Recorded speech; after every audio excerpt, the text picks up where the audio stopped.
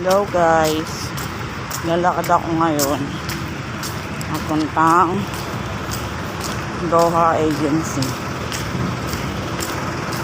Mag-oowa ako dahil walang pera, walang pamasahe.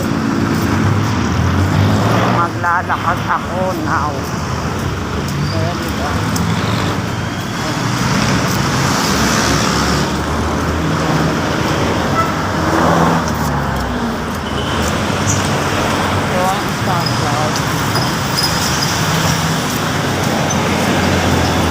Yan, stoplight yan.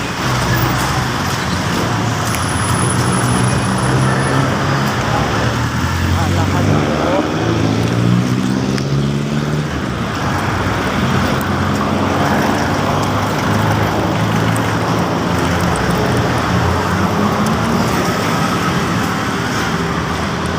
Maglalakad ako papuntang Doha dahil walang pamasahe.